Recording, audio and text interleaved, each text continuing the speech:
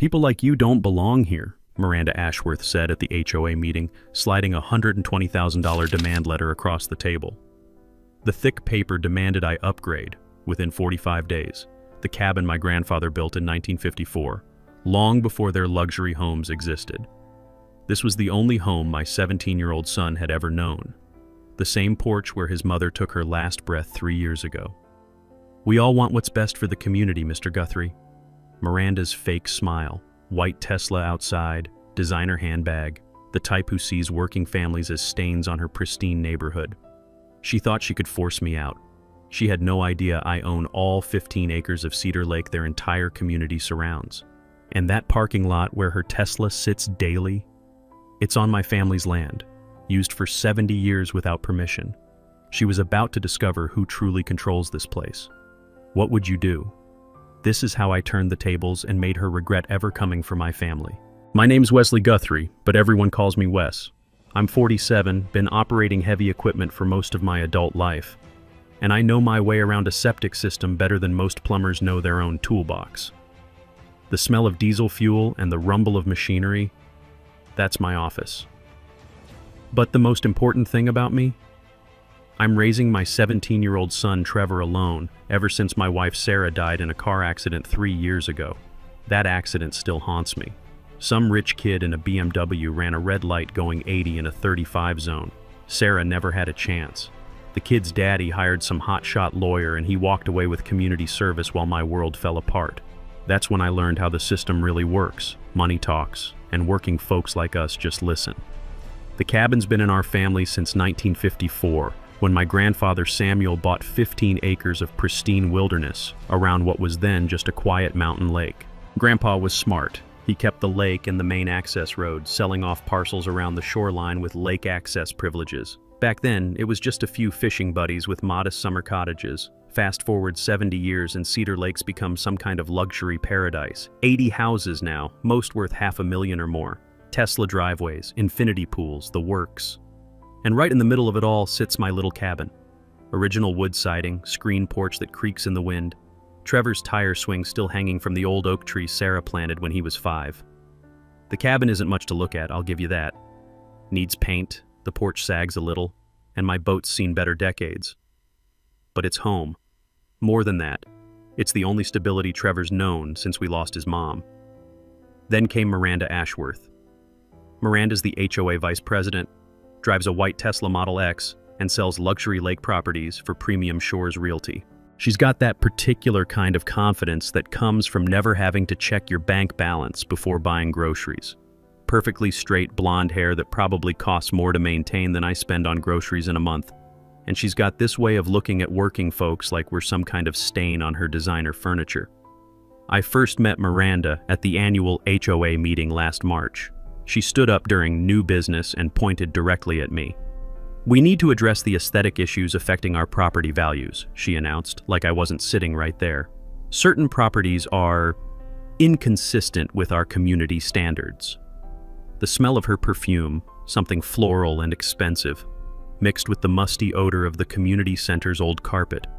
I could hear Trevor shifting uncomfortable in the chair next to me, the metal legs scraping against the linoleum floor. "Specifically," Miranda continued, "we're implementing mandatory property improvement standards. All residences must comply within 45 days. She slid a folder across the table. The papers inside rustled as I opened it. That crisp sound of expensive letterhead. $120,000. New siding, professional landscaping, deck replacement, water view appropriate outbuildings. The works. "This is insane," I said, standing up. "My grandfather built this cabin before most of your houses existed." Miranda's smile could have frozen the lake in July. "Mr. Guthrie, we all want what's best for the community. Property values benefit everyone." That night, lying awake listening to the gentle lap of water against my dock, I realized what was happening. This wasn't about property values. This was about pushing out anyone who didn't fit their country club vision. And with the insurance money from Sarah's accident tied up in Trevor's college fund, there was no way I could afford their demands. But Miranda made one crucial mistake. She assumed she knew who she was dealing with. 2 weeks after that meeting, the first real shot was fired. I was out on the lake early morning, checking my fishing lines, when I heard the rumble of diesel engines. 3 HOA board members were standing on my dock, installing a bright yellow sign. Notice: unauthorized watercraft prohibited, HOA Regulation 15.7.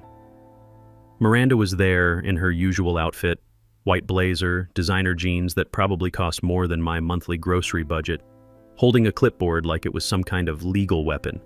The morning air was still cool, carrying the scent of pine needles and fresh water, but her presence somehow made everything feel contaminated. "Morning, Wes," she called out with that fake friendly tone. "Just updating our watercraft regulations." "Get off my dock," I said, cutting the engine and drifting closer. "And take your sign with you." "Actually, this dock is in violation of community setback requirements," she replied, not moving an inch. "And that boat of yours is, well, it's not exactly in keeping with our aesthetic standards. My boat's a 1987 Lund fishing boat, aluminum hull dinged from 30-plus years of honest work, motor that sounds like a lawnmower having an asthma attack, but she's reliable. More importantly, she was Sarah's favorite. We'd spend Sunday mornings out there just floating and talking while Trevor slept in. "You can't ban my boat from the lake," I said. Miranda's smile got wider. "Actually, we can. The HOA has exclusive community water rights. Check your deed." That phrase, "check your deed," hit me like a slap. Because you know what? I'd never actually looked at the original property documents. When Grandpa died, everything just transferred over through the family trust. The lawyer handled the paperwork, I signed where he pointed, and that was that. But Miranda's confidence bothered me. She was too sure, too smug, and in my experience, when someone acts that certain about something, they're usually hiding something. That afternoon, I drove into town to the county clerk's office. The building smelled like old paper and floor wax, fluorescent lights humming overhead while I filled out the property record request forms. Cost me $12 to get copies of everything. The original 1954 deed, all subsequent transfers, HOA formation documents, the works. I spread everything out on my kitchen table that night after Trevor went to bed. Coffee growing cold, reading glasses perched on my nose, trying to make sense of 70 years of legal language, property descriptions, meets and bounds, easement grants. It was like trying to read a foreign language. But then I found something interesting. The original deed from 1954 was crystal clear. My grandfather, Samuel Guthrie, had purchased Lot 1 containing approximately 15 acres including the entirety of Cedar Lake, a natural body of water of approximately 15 acres. The lake itself, not just lake access but the actual water and lake bed, belonged to him. More importantly, when he started selling off the surrounding lots in the 1960s, the deeds clearly stated that purchasers were buying lake access privileges, not ownership rights. The HOA documents from 1987, when the community was officially formed, referenced these existing access agreements, but never claimed actual ownership of the water body itself. I read that section 3 times before it really sank in. Miranda and her HOA board had been operating under a fundamental misunderstanding. They thought they owned the lake because everyone acted like they did. But legal ownership and common practice are two very different things. The next morning I called Miranda directly. "About that boat ban," I said when she answered. "I checked my deed like you suggested." "Good," she replied. I could hear traffic in the background, probably driving to another overpriced property showing. "I trust you'll be removing that eyesore by the weekend." "Actually, I won't. See, turns out my grandfather never sold the lake. He sold lots with access privileges. Big difference." Dead silence on the other end. Then, "That's impossible." $12 filing fee at the county clerk's office, I said. "You might want to check your own paperwork before you go posting any more signs on my property." The line went quiet except for the hum of her car's engine. When she finally spoke, her voice had lost all its fake friendliness. "We'll see about that, Mr. Guthrie." She hung up, but I was smiling for the first time in weeks. Because I'd just learned something that would change everything. When you're dealing with bullies, the best defense isn't backing down, it's doing your homework. Miranda didn't waste time. 3 days later, I found a petition taped to my front door. Professional printing on expensive paper, the kind that feels substantial between your fingers. Petition for property improvement enforcement in bold letters across the top. 63 signatures. Nearly every household in the community had signed, demanding I upgrade or vacate my property within 30 days for the health and safety of our neighborhood. The petition cited everything from structural concerns to environmental hazards to significant property value impact. Reading through the list of signatures, I recognized most of the names.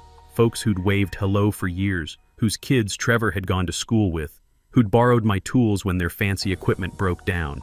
Now they were demanding I be kicked out. The smell of bacon drifted over from the Mitchell's house next door. Bob Mitchell had signed the petition too. The same Bob who'd asked me to fix his boat trailer hitch just last month. His wife Linda, who used to bring Sarah homemade cookies when she was going through chemo, had signed right below his name. 63 people want us gone, I told Trevor that night over dinner. We were eating takeout pizza on the porch, listening to the evening sounds of the lake. Water lapping against the dock posts, the distant hum of someone's pool filter. "Maybe we should just move, Dad," Trevor said quietly. He'd been 17 for 3 months, but right then he looked about 12. "I mean, if everyone wants us to leave..." "No." The word came out harder than I intended. "This is our home. Your mom planted that maple tree when you were born. Her ashes are scattered in these waters. We're not running." Trevor nodded, but I could see the worry in his eyes. Kids his age shouldn't have to worry about losing their homes, shouldn't have to choose between fitting in and family loyalty. That weekend, I decided to install some security cameras around the property. Nothing fancy, just basic trail cameras from the sporting goods store, the kind hunters use to monitor deer movements. I'd learned a long time ago that when people start playing games, it's smart to document everything. The cameras were small, battery-powered units that triggered on motion. I mounted them discreetly around the cabin perimeter, focusing on the dock area, the driveway, and the main yard. The installation was simple, just screw mounts and adjustable brackets, but the psychological effect was immediate. Suddenly, I felt like I had some control back. Good thing I did, because Monday morning brought an unexpected visitor. I was underneath my truck, changing the oil, when I heard footsteps crunching across the gravel driveway. Expensive shoes, not work boots. I rolled out from under the chassis to find a man in a county inspector's uniform standing there with a clipboard. "Wesley Guthrie?" he asked. "I'm Jim Paulson, county building inspector. Got a complaint about potential code violations on this property." Jim was maybe 55, soft around the middle, with the kind of mustache that went out of style in 1987. His uniform shirt was wrinkled, and there was a coffee stain near the breast pocket. Everything about him screamed, "going through the motions." "What kind of violations?" I asked, wiping oil off my hands with an old shop rag. "Structural integrity concerns, septic system issues, potential water contamination risks." He read from his clipboard like he was ordering from a menu. "Anonymous complaint filed Friday afternoon." I knew exactly who'd filed that complaint. Miranda had escalated from petition drives to official harassment, using the county's power to do her dirty work. "Mind if I look around?" Jim asked, but he was already walking toward the cabin like permission was optional. For the next hour, I watched him poke around my property. He checked the foundation, measured setbacks, photographed the septic system vent pipes, took water samples from my well. His camera clicked constantly, documenting everything from the screen porch to Trevor's tire swing. But here's the thing about having worked in construction for 20+ years. I know building codes. My cabin was built in 1954, which means it's grandfathered under current regulations. The septic system was updated in 2019 after Sarah's medical bills forced me to refinance. Everything was legal, documented, and up to current standards. When Jim finished his inspection, he seemed almost disappointed. "Well," he said, consulting his checklist, "foundation's solid, septic appears compliant, electrical looks professionally installed." "Find any violations?" I asked. "Not really, no." He paused at his county vehicle, a dented white pickup with official logos.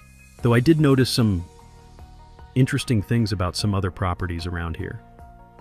Such as several houses with unpermitted dock extensions, a few septic systems that might not meet current setback requirements. But those weren't part of my assignment today. He drove away, leaving me standing in my driveway with a growing realization. Miranda's inspection gambit had backfired, because apparently when you invite official scrutiny to a neighborhood, everyone gets scrutinized. The liens showed up on a Tuesday morning in November, delivered by certified mail. 3 envelopes, each requiring my signature, each containing legal documents that made my stomach drop. The paper was thick, official, with raised seals that left impressions when you ran your finger across them. Notice of lien placement. $47,000 in unpaid community assessments and lake maintenance fees. $47,000. $7,000. For 25 years of lake maintenance assessments I'd supposedly never paid, plus penalties and interest compounded annually at 8%. The second lien was for $23,000 in emergency community improvements, repairs to the boat launch, dock maintenance, water quality testing. All expenses I'd never been billed for, never agreed to, never even heard about. The third was the real kick in the teeth, $15,000 for legal fees and administrative costs related to my ongoing violation disputes. Sitting at my kitchen table, coffee growing cold while I read through the paperwork, I could smell the wood smoke from someone's fireplace mixing with the crisp November air. The liens were professionally prepared, filed with the county, and legally binding against my property. If I couldn't pay, they could force a sale. Miranda wasn't just trying to pressure me anymore. She was trying to financially destroy me. I called my bank that afternoon. "Mr. Guthrie," said Janet Morrison, the loan officer who'd handled Sarah's life insurance refinancing. "I'm afraid I have some difficult news. With these liens against the property, we can't approve any additional lending. In fact, depending on their validity, they could trigger the acceleration clause in your current mortgage." Translation: the bank might demand immediate payment of my entire remaining mortgage balance, money I didn't have, couldn't get, and couldn't earn fast enough to avoid foreclosure. That night, I sat Trevor down for the conversation no parent wants to have. "We might lose the cabin," I told him straight out. No point sugarcoating it when the kid was 17 and smart enough to see the writing on the wall. Trevor was quiet for a long time, staring out at the lake through our kitchen window. The water was dark and still, reflecting the last light of sunset like polished metal. "Because of the money?" he asked finally. "Because someone's using the system against us," I said. "But I'm not giving up yet." The next morning, I drove to town and did something I should have done weeks earlier. I hired a lawyer. Not some fancy downtown firm, but Tom Bradley, a guy who'd gone to high school with Sarah and specialized in property law. His office was above the hardware store, reached by a narrow staircase that creaked with every step. Tom was maybe 50, with graying hair and the kind of comfortable, rumpled appearance that comes from being more interested in work than appearance. His office smelled like coffee and old law books, fluorescent light buzzing overhead while he reviewed my documents. "These liens are interesting," he said after an hour of reading. "Very detailed, very official looking. There's just one problem." "What's that?" "Half the fees they're claiming are for services related to lake ownership. Dock maintenance, water quality testing, boat launch repairs." Tom looked up over his reading glasses. "But according to your deed, you own the lake. You can't be assessed fees for maintaining your own property." I'd been so focused on defending against their attacks, I hadn't stopped to consider whether their claims were even legal in the first place. "There's more," Tom continued. "This administrative fee for violation disputes, that's basically charging you for the cost of harassing you. Most states don't allow that unless it's specifically written into the HOA covenants." He pulled out a thick folder of documents. "I need to see the original HOA formation papers, all the deed restrictions, every amendment they've passed in the last 5 years. This feels like someone's either badly misinformed about their legal authority or deliberately overreaching." That same afternoon, Tom filed a formal challenge to all 3 liens, demanding proof of legal authority for the assessments. More importantly, he sent a letter to Miranda and the HOA board requiring them to produce documentation showing they had the right to charge fees related to lake ownership. The response came faster than I expected. Miranda called me directly that evening, and for the first time since this whole mess started, she didn't sound confident. "Mr. Guthrie, I think there may have been some miscommunication about the fee structure." "Miscommunication? Perhaps we can work out a payment plan, reduce the total amount, spread it over several years." I could hear the uncertainty in her voice now. The legal challenge had rattled her, made her realize she might have overplayed her hand.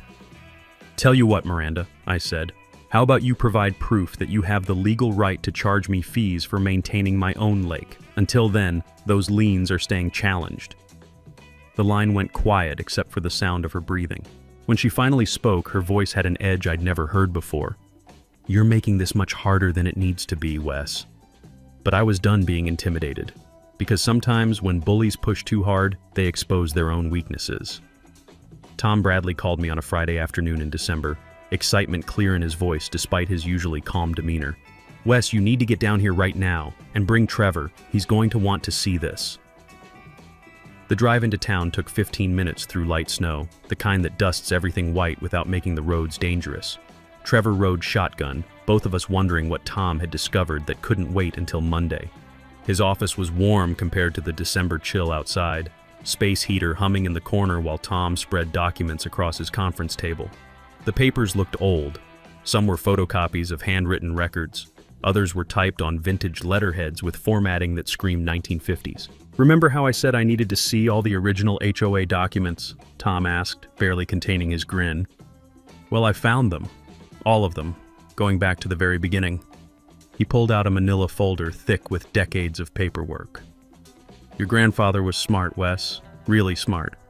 When he started selling those lots in the 1960s, he kept detailed records of everything. Every deed, every restriction, every agreement." The first document Tom showed us was Samuel Guthrie's original deed from 1954, 15 acres including the entirety of Cedar Lake. Clear, unambiguous, legally bulletproof. "But here's where it gets interesting," Tom continued.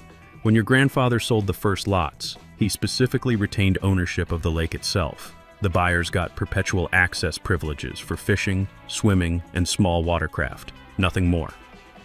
Trevor leaned over my shoulder, reading along as Tom walked us through document after document. Each property sale from the 1960s and 70s had identical language: lake access privileges, not ownership rights. "So the HOA doesn't own the lake," I said. "I already figured that out." "Right, but that's not the big revelation." Tom's smile got wider. "The big revelation is what they've been doing with the money." He spread out a new set of papers: financial records, bank statements, tax filings. "Remember those liens for $47,000 in lake maintenance fees you supposedly never paid?" "Yeah." "Well, according to HOA financial records, they've been collecting lake maintenance fees from every homeowner for the past 25 years. 80 houses, $300 per month each. That's $24,000 per month, nearly $300,000 per year." The numbers hit me like a physical blow. "That's $7.5 million, Tom finished. "Give or take, collected over 25 years for maintaining a lake they don't own." Trevor whistled low. "Holy shit." "Language," I said automatically, but my heart wasn't in it. Tom pulled out more documents: checks, deposit slips, budget reports. "It gets better. They've been using that money to fund all kinds of community improvements. The new community center, playground equipment, road maintenance. None of which benefits you directly, all of which was paid for with fees collected for maintaining your property." I stared at the paperwork, trying to process what he was telling me. "They've been stealing from me for 25 years. Legally speaking, yes. They've been collecting fees for services related to property they don't own, then using that money for general community purposes. It's conversion, at minimum, possibly fraud." The space heater clicked off, leaving the room quiet except for the sound of paper rustling as Tom organized the documents. Outside, snow continued to fall past the window, but I barely noticed. "There's one more thing," Tom said. "Miranda Ashworth has been on the HOA board for 8 years. She signed off on budgets that specifically included these lake maintenance fees. She knew they were collecting money for maintaining your property." That explained her confidence, her aggressive tactics, her willingness to escalate. She wasn't just trying to push out an unwanted neighbor. She was protecting a revenue stream that had been funding the entire community for decades. "What happens now?" Trevor asked. Tom leaned back in his chair, that lawyer's smile spreading across his face. "Now we have a conversation with the HOA board about paying back fees they never had the right to collect. And if they're not interested in conversation," he gestured at the stacks of evidence, "we let a judge explain property law to them." For the first time since this whole mess started, I felt like we had the upper hand. Because sometimes, when you dig deep enough, you don't just find buried treasure, you find out your enemies have been digging their own graves. That weekend, I sat at my kitchen table with a pot of coffee and started making lists. Not just any lists. Detailed, methodical plans that would make my old Army sergeant proud, because if 25 years of construction work had taught me anything, It was that proper planning prevents poor performance. First list, legal strategy. Tom would handle the formal restitution demand, $7.5 million in wrongfully collected fees, plus interest and penalties. But lawsuits take time, and Miranda wasn't going to sit quietly while we dismantled her financial empire. We needed leverage that would force immediate action. Second list, physical preparations. The community parking lot sat entirely on my property, a fact I'd confirmed with the original survey stakes still visible along the tree line. 80 households, most with 2 cars each, all dependent on parking that existed only because my grandfather had been generous with his land use. Time to be less generous. I called my buddy Rick Martinez, who owned a hydraulics company in town. Rick and I had served together in Afghanistan, where he'd learned to build and repair everything from landing ramps to vehicle lifts. If anyone could help me engineer a solution to the parking problem, it was Rick. "You want to do what?" he asked when I explained my idea over beers at Murphy's Tavern. The smell of fried food and the sound of pool balls clicking made for good cover conversation. "Remote-controlled parking traps," I repeated. "Cars drive over them, look like normal pavement, but when activated, hydraulic pistons drop the platforms 4 feet down, creating perfect car-sized holes." Rick was quiet for a moment, processing the engineering challenges. "It's doable," he said finally. "Expensive, but doable. We'd need steel platforms, hydraulic cylinders, a compressed air system, remote controls." He grabbed a napkin and started sketching. "How many parking spaces we talking about?" 42 marked spaces, plus maybe 15 overflow spots. "Jesus, Wes, that's a lot of hardware." "I've got Sarah's life insurance money sitting in CDs. Figure it's time to put it to good use." The technical details took shape over the next hour. Each parking space would get a steel platform mounted on hydraulic cylinders, disguised with asphalt coating to look like regular pavement. The whole system would connect to a central compressed air tank hidden in my workshop, with remote controls that could activate individual spots or the entire lot. "Timeline?" Rick asked. "HOA's having their annual lakefront luxury tour in 3 weeks," I said. "Real estate agents bringing potential buyers, current residents showing off their properties. Perfect timing for a demonstration." Rick grinned. "I like the way you think." The next week was a blur of midnight construction. Rick brought his crew after hours, working by floodlight to install the hydraulic systems. The sound of drilling and welding echoed across the lake, but most residents probably assumed it was routine maintenance. The engineering was more complex than I'd expected. Each platform required precise calibration to support vehicle weight, while remaining invisible from above. The hydraulic lines had to be buried deep enough to avoid freezing, with emergency shut-off valves in case something went wrong. But Rick's crew knew their business. By Thursday night, we had 57 individual parking traps connected to a central control system in my workshop. Each trap could be activated independently or as part of groups, front row, back section, or the entire lot simultaneously. While Rick handled the physical installation, I worked on the legal front with Tom. The restitution demand went out certified mail to every HOA board member, with copies to their attorney and insurance company. 20 pages of documentation proving 25 years of illegal fee collection, with a demand for immediate cessation and full restitution. The response came faster than expected.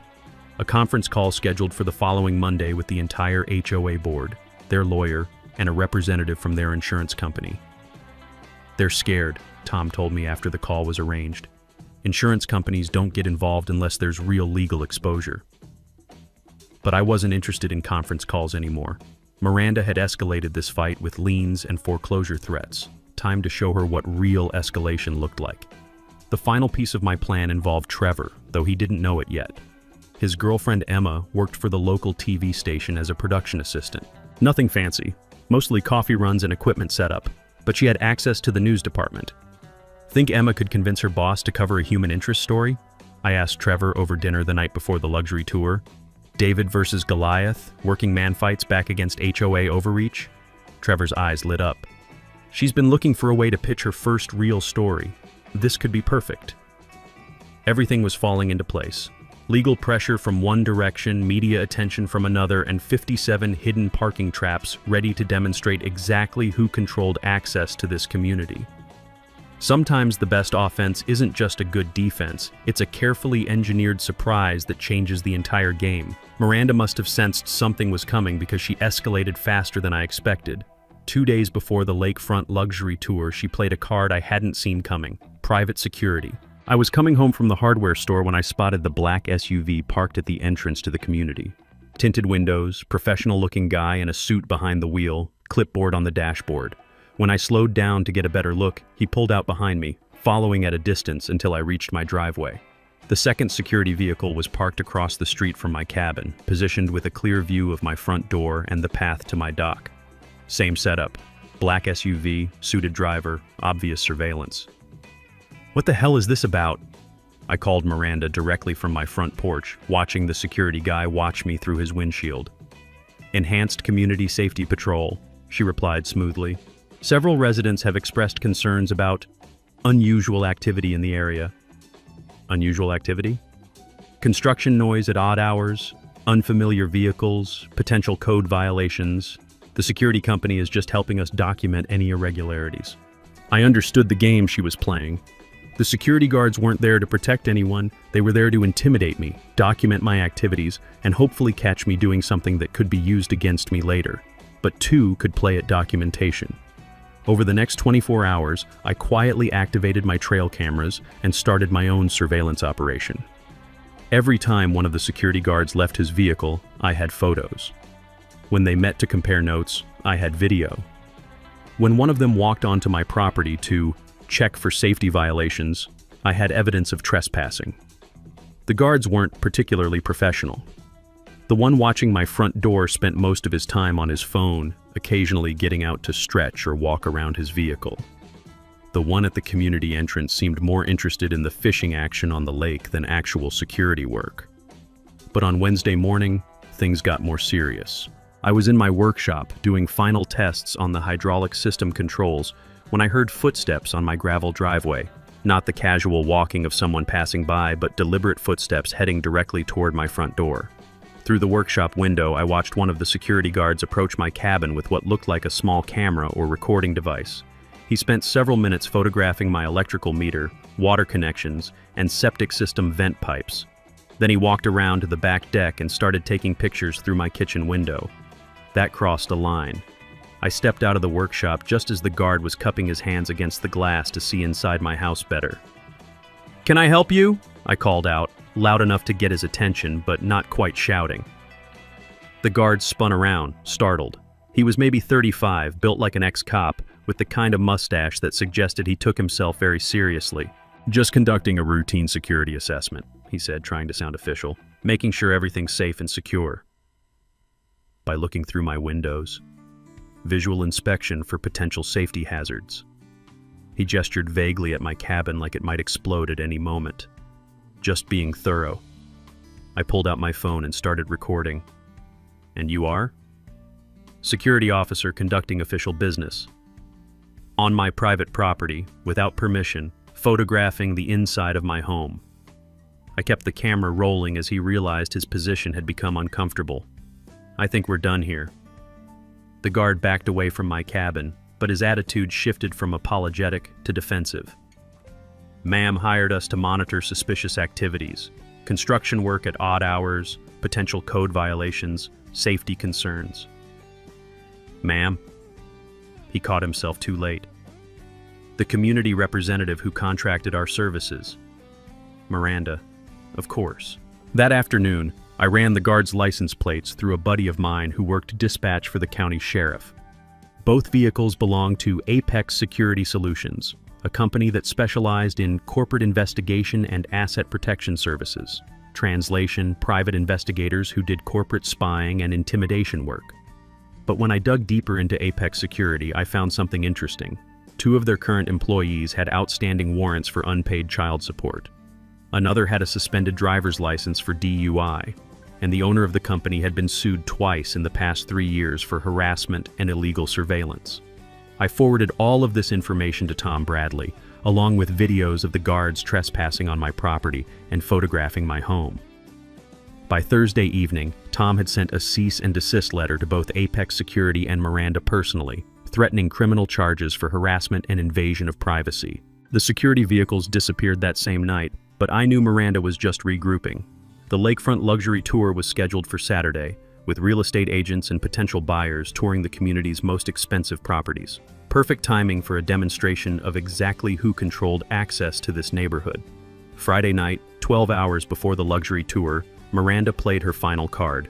She tried to destroy me the way powerful people have always destroyed working folks, by attacking my livelihood.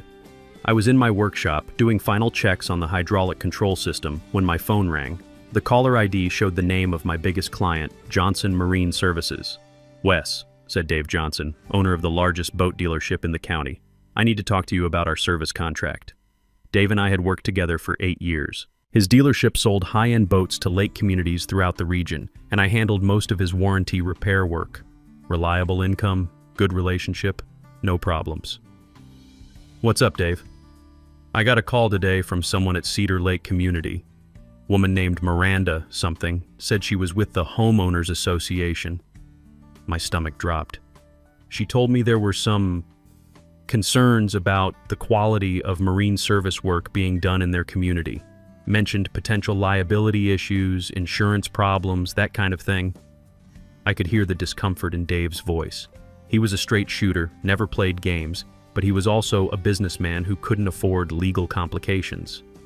"Dave, whatever she told you, look, Wes, I don't know what's going on between you and these people, but I can't have my dealership caught in the middle of some neighborhood dispute. I'm going to have to suspend our service contract pending resolution of these issues." The workshop fell quiet except for the hum of the air compressor and the distant sound of water against my dock. 8 years of steady work, gone with one phone call from Miranda. "This is about my HOA dispute," I said. "She's trying to pressure me by destroying my income." "Maybe so, but I can't afford to find out. Sorry, Wes." After Dave hung up, I sat in my workshop staring at the hydraulic controls, rage building in my chest like steam in a pressure cooker. Miranda had escalated beyond property disputes, beyond legal harassment, beyond intimidation. She was trying to destroy my ability to support my family, but she'd made one critical mistake. She'd given me nothing left to lose. I called Tom Bradley immediately. "She just committed tortious interference with business relations," Tom said when I explained the Johnson Marine situation. "That's a serious civil tort, potentially criminal depending on how it was done. Is that going to help me pay my bills next month? No, but it's going to help us in court. And Wes, document everything from this point forward. Every phone call, every conversation, every action they take. Because this pattern of escalating harassment is going to be crucial evidence." That night I couldn't sleep. I stood on my deck at 2 a.m., looking out over the lake that had belonged to my family for 70 years, thinking about Sarah and everything we'd planned to build here. The water was dark and still, reflecting the stars like scattered diamonds on black velvet. Saturday morning arrived with the kind of crisp December weather that makes lake property look like a magazine cover. Perfect day for a luxury tour. Perfect day for potential buyers to imagine themselves living in paradise. By 9 a.m., cars started arriving for the lakefront luxury tour. Expensive vehicles, BMWs, Mercedes, a few Teslas, filling up the community parking lot that sat entirely on my property. Real estate agents in business suits, potential buyers dressed like they were headed to a country club, current residents playing the role of gracious hosts. Miranda was in her element, greeting visitors in a white blazer and heels that clicked against the asphalt as she walked between cars. Her smile was bright and welcoming, playing the part of the perfect community representative showing off her little slice of paradise. I watched from my workshop window as more than 50 vehicles found parking spots throughout the lot. Cars worth more than my annual income, owned by people who thought they were buying into an exclusive community where working folks like me didn't exist. Emma Williams, Trevor's girlfriend, arrived in the local TV station's news van just before 10 a.m. She'd convinced her boss to cover the story as a David versus Goliath human interest piece, though she didn't know the full scope of what was about to happen. At exactly 10:30 a.m., with the luxury tour in full swing and the parking lot packed with expensive cars, I activated the hydraulic control system, all 57 parking traps simultaneously. The sound was like nothing I'd ever heard, a mechanical symphony of hydraulic pistons extending, steel platforms dropping, and expensive cars suddenly finding themselves trapped in perfectly car-shaped holes 4 feet deep. The real show was about to begin. The chaos was immediate and beautiful. 57 cars, BMWs, Mercedes, Teslas, Audis, and one particularly expensive-looking Porsche, simultaneously dropped 4 feet into perfectly engineered holes. The hydraulic system worked flawlessly, each vehicle settling gently but completely into its custom-designed trap. The sounds were perfect. First, the mechanical whir of hydraulic pistons extending all at once. Then the surprised shouts and screams from car owners who suddenly found themselves looking up from 4 feet below ground level. Car alarms started going off in a cacophony of electronic wails and honking horns. Miranda's scream cut through everything else. "What the hell is happening?" She ran from car to car in her white heels, clipboard forgotten, perfectly styled hair coming undone as she tried to understand how 57 vehicles had just disappeared into the earth. Her white blazer was getting dirty as she knelt at the edge of holes, shouting down at trapped drivers. "Everyone stay calm," she yelled, though she was clearly anything but calm herself. "This is some kind of sinkhole event." I walked out of my workshop carrying a bullhorn and the original 1954 property deed, with Emma Williams and her camera crew following close behind. The TV camera was rolling, capturing everything: the trapped cars, the panicking real estate agents, the confused potential buyers standing around holes in the ground. "Ladies and gentlemen," I announced through the bullhorn, "welcome to my parking lot." The crowd turned toward me, 50-plus people in business attire standing around car-shaped holes like confused tourists at a very expensive disaster site. For those who don't know me, I'm Wesley Guthrie, owner of this property and everything you're standing on, including the parking lot that just developed some structural issues. Miranda pushed through the crowd toward me, her face twisted with rage. "You did this! You sabotaged the parking lot!" "Actually, Miranda, I improved it, added some new features. Hydraulic platforms, remote operation capability, very high-tech." Emma's camera captured everything as I held up the property deed. See, here's the thing that Miranda forgot to mention in her sales presentations. This parking lot, this road, and that beautiful lake behind me, they all belong to me. Have since 1954. County Sheriff Bob Wilson pulled up in his patrol car, red and blue lights flashing. Bob was an old fishing buddy, someone who'd known my family for decades. He climbed out of his cruiser, looking at the trapped cars with barely concealed amazement. "Wes," he called out, "you want to explain what happened here?"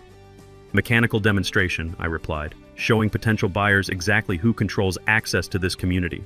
Miranda spun toward Sheriff Wilson. "Arrest him! He trapped our cars! This is sabotage, vandalism, destruction of property!" "Actually," I said, pulling out a thick folder of documents, "this is property rights enforcement." Tom Bradley arrived just then, apparently having gotten Emma's call about the breaking news situation at Cedar Lake.